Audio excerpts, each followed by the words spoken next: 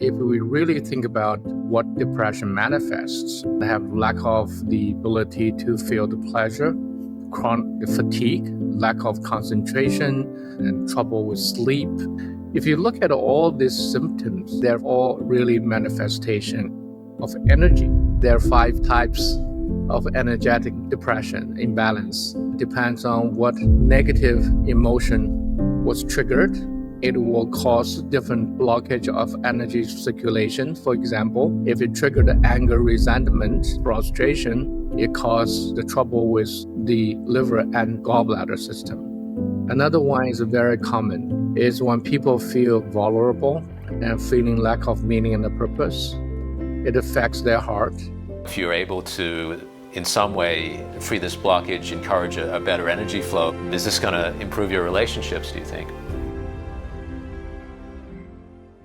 For millennia, what we call depression and other mental distress have been seen by traditional Chinese medicine, aka TCM, as problems of energy flow interruption, and hence the use of systems like acupuncture to treat them through stimulating energy flow. As these methods gain scientific validation, we see them integrated more and more into Western medicine, with acupuncture even being used by the US Air Force for battlefield pain management. But what is the body's energy flow as understood by TCM? Does it overlap with the energy our cells produce from food? What would cause this energy flow to be disrupted to bring depression and mental distress? And what can be done energetically and even on a deeper emotional level to get things moving again? Today I welcome back Dr. Jingduan Yang to lend his wisdom to these and other questions of energy and mental health. Dr. Yang is a psychiatrist and integrative medicine doctor who combines Western medicine and holistic medicine. He also represents the 5th generation of his family line to practice TCM. Welcome to Vital Signs, where we learn how to get healthier from all angles, from the biochemical and nutritional to the things we do that nourish our minds and our souls. I'm Brendan Fallon. Dr. Yang, fantastic to have you join us on Vital Signs again. Thank you for having me, Brendan. One of the main reasons I wanted to ask you on, Dr. Yang, is a comment you made about how important the energetic aspect is to our mental health. And I know you look at health from this 4-dimensional model of biochemical, structural, energetic, and spiritual. But for starters, I'm interested to know a snapshot of where the energetic aspect fits in to this 4-dimensional model that you have.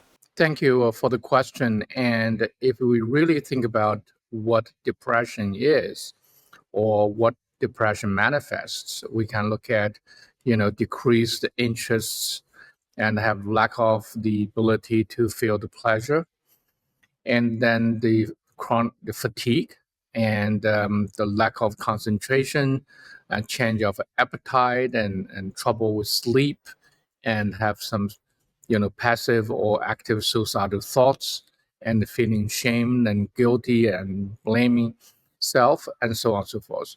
If you look at all these symptoms, they are manifestation of problem with either thoughts or feelings or physical activities. And this is all really manifestation of energy. And the thoughts are energies, the feeling emotions are energies, and the physical behaviors and energy levels. So they're really a problem to begin with, is manifest as energetic level.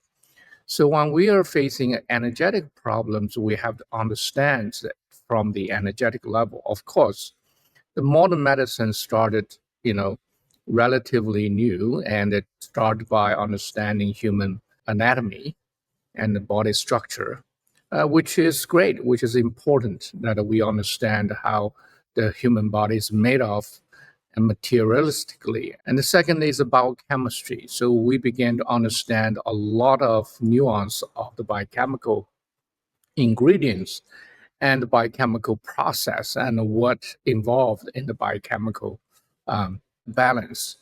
And that's where we understand that now the psychiatry almost like therapy-wise downgraded from understanding it from the spiritual and energetic level to the biochemical level. And now we prescribe a medication that disrupts the biochemical process to generate artificial effects to make people feel different, and which works for some people. But in the long run, the chronic use of biochemical intervention that is caused by energetic problems and even spiritual problems, and will not going to give us long-term benefits. It's kind of a band-aid solution for many Yes, people. band-aid solution, and also it can cause new problems. In a dating context, can we use persuasion to get the opposite sex to like us? Absolutely. For example, if you're talking to a woman who's communicating slower, maybe she's from the South, you want to slow down that messaging. In New York City, where I'm from, we could get away with speaking faster because people are used to that. We're mirroring and matching body language, and that's a very helpful thing. I can see how that would be more manageable, but perhaps through having that experience of rejection in the past, the idea of going and speaking to a woman, it triggers these kind of physiological responses like the shallowness of breath, the heart is beating very fast. How can you kind of turn that experience of rejection into a positive for someone as they try to get out there and meet someone?